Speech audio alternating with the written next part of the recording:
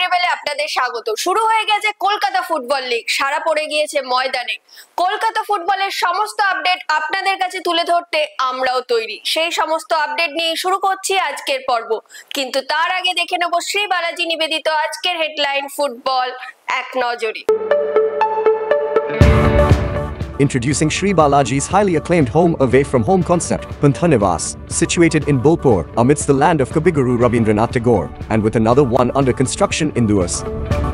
We are expanding our presence to Digha, Puri, and Ratchak. We are pleased to present luxury apartments and bungalows at an introductory offer price.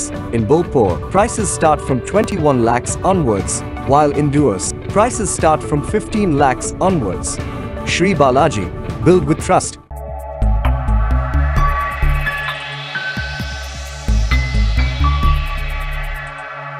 মোহনবাগানের অভিযোগের জবাবে নিজের অবস্থান স্পষ্ট করল IFA. আজ অভিযান শুরু ডায়মন্ড হারবার এফসি ও ইউনাইটেডের। প্রিমিয়ার থেকে দ্বিতীয় ডিভিশন, একাধিক ক্লাবের নতুন জার্সি উন্মোচন।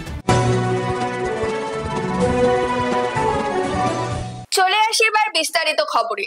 দুদিন আগে সাংবাদিক সম্মেলন করে আইএফ এর বিরুদ্ধে দুটি ক্ষেত্রে অসহযোগিতার অভিযোগ এনেছিল মোহনবাগান সুপার জায়ান্টস। তার প্রেক্ষিতে আইএফ এর অবস্থান স্পষ্ট করলেন আইএফ এর সচিব।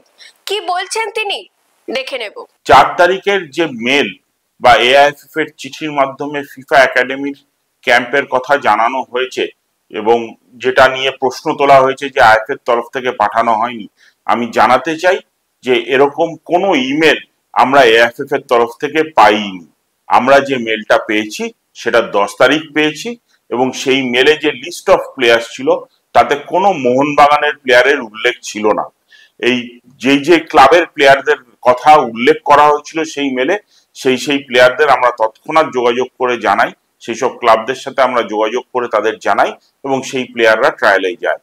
মোহনবাগানের কিন্তু একটিও প্লেয়ারের কথা 10 তারিখের মেলে উল্লেখ ছিল না এবং 10 তারিখের আগে কোনো ফিফা একাডেমি রিলেটেড মেল 4 তারিখ বা 5 তারিখ আমরা কিন্তু পাইনি। আইএফ এর তরফ থেকে প্রত্যেকটা প্রিমিয়ার ডিভিশনের ক্লাবকে আমরা চিঠি দিয়ে রিকোয়েস্ট করি তাদের ক্লাবের ফ্ল্যাগ পাঠাবার জন্য, যাতে স্টেডিয়ামে আমরা সেই ফ্ল্যাগ ডিসপ্লে করতে পারি। মোহনবাগানের তরফ থেকে কোনো ফ্ল্যাগ আমাদের কাছে পৌঁছায়নি। আমাদের অফিস থেকে ফোন করে ফলো আপও করা হয়েছিল, কিন্তু সেই ফ্ল্যাগ শেষ মুহূর্ত অবধি আমরা পাইনি, যার ফলে মোহনবাগানের ফ্ল্যাগ সেদিন ডিসপ্লে করা গতকাল সম্ভব হয়ে ওঠেনি। এক তুল্যমূল্য লড়াই দেখা গেল ডায়মন্ড হারবার এফসি এবং ইউনাইটেড স্পোর্টস এর ম্যাচে। বিধাননগর মিউনিসিপাল স্পোর্টস কমপ্লেক্স মাঠে এই ম্যাচে জবি জাস্টিনের জোড়া গোলে ডায়মন্ড হারবার এফসি 2-1 গোলে হারালো ইউনাইটেড স্পোর্টসকে। ইউনাইটেডের পক্ষে একমাত্র গোলটি করেন দীপেশ মুর্মু। ডায়মন্ড হারবার এফসি জবি জাস্টিন দুটি গোল করেছেন, একটি দীপেশ মুর্মু। দেখুন জবি জাস্টিনের সেই গোল।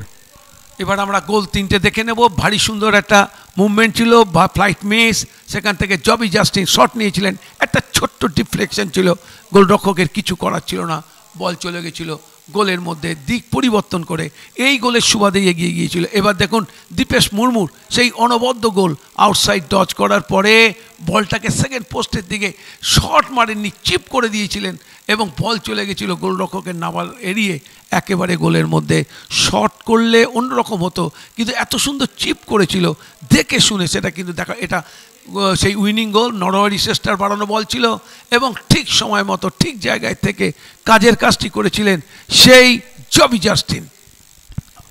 দুর্দান্ত মার্কসম্যানশিপ জবি জাস্টিনের এবং এক্ষেত্রে সামনে পেয়ে গোলরক্ষকের পাশ দিয়ে প্লেসমেন্টটা দারুণ হয়েছিল। অন্যদিকে কল্যাণী স্টেডিয়ামে সুরুচি সংঘ কালীঘাট মিলন সংঘকে 2-1 গোলে পরাজিত করে। সুরুচির পক্ষে জোলা গোল করেন বাবলু ওরাওয়ের।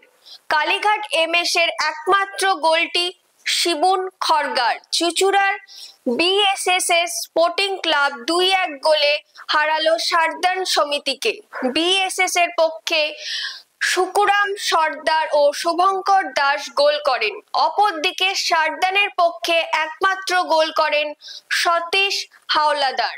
নৈহাটি স্টেডিয়ামে খিদিরপুর স্পোর্টিং ক্লাব 1-0 গোলে হারালো মেজারাস ক্লাবকে। একমাত্র গোলটি করেন ভানলাল হিমপুইয়া।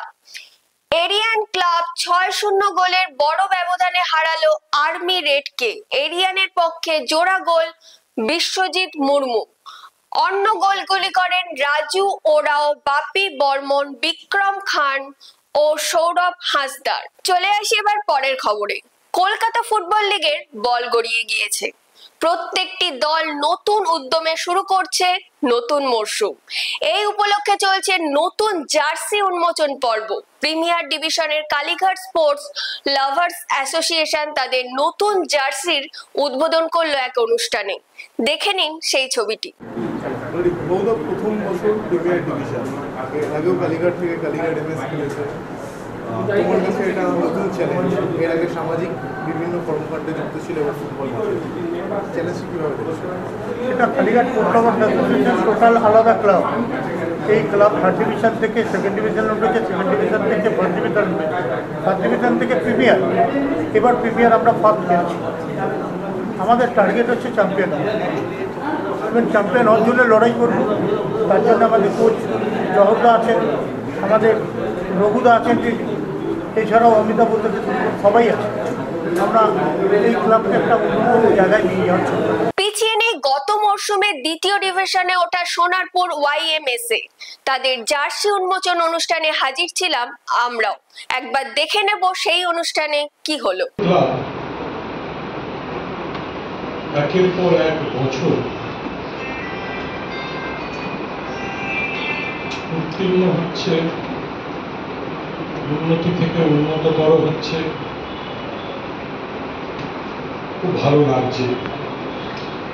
কারণ ওয়াইএমএসএ ক্লাবের সাথে আমার পরিচয় বহু বছরে, আমার মনে হয় 40 বছরের অধিক পরিচয়। রবি কর্মকারের ক্লাব ছিল এটা, যার জন্য ওয়াইএমএসএ ক্লাবের সাথে একটা আলাদা টান, আলাদা ভালোবাসা অনুভব করি। গত বছর খুব অবাক হয়েছিলাম যে ওয়াইএমএসএ ক্লাব সাংবাদিক সম্মেলন করছে, জার্সি উন্মোচন করছে। তার মানে এই ক্লাবের পরিচালনায় আধুনিকীকরণ হয়েছে।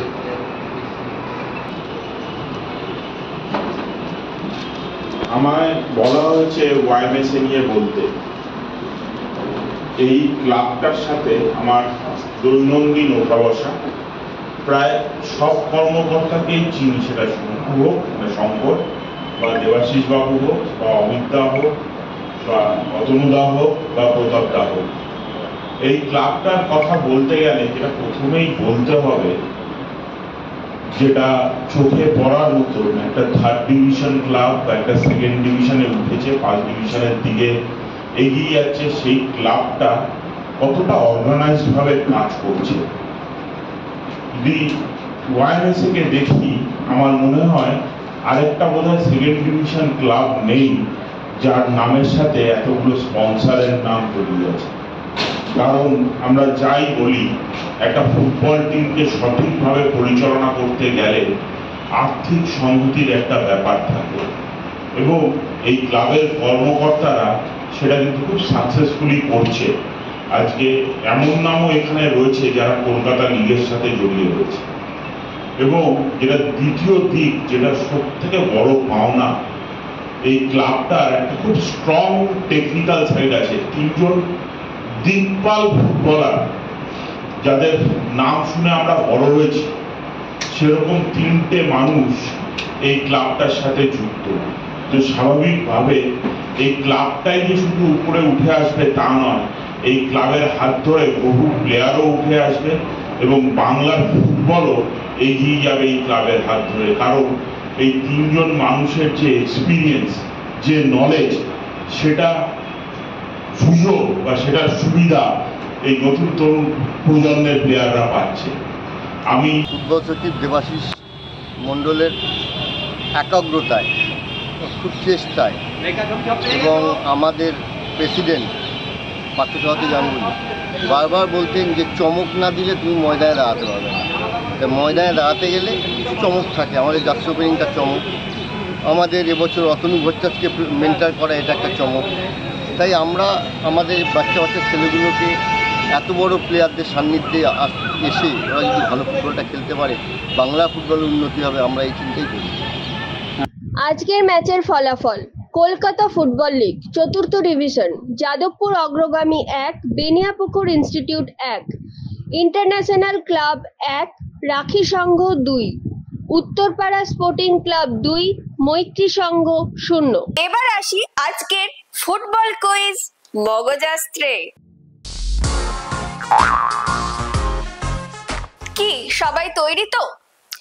আজকের প্রশ্নে যাওয়ার আগে আমরা দেখে নেব গত দিনের প্রশ্নের সঠিক উত্তরটি। আমাদের প্রশ্ন ছিল ইস্ট বেঙ্গল ক্লাব কবে টানা 6 বার কলকাতা ফুটবল লিগে চ্যাম্পিয়ন হয়েছিল।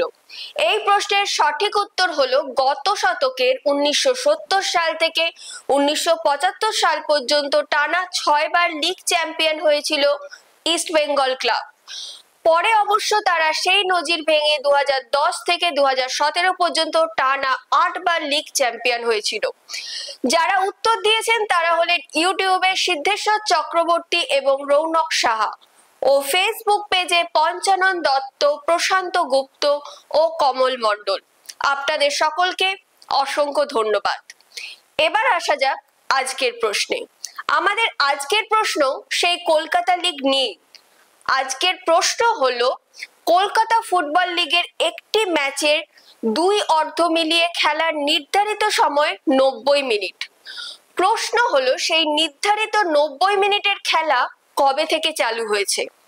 আরেকটু সংযোজন করি, তার আগে এই সময়সীমা কতক্ষণের ছিল। সময়টা কিন্তু খুব পুরনো নয়, একটু ভাবলেই উত্তরটা পাবেন।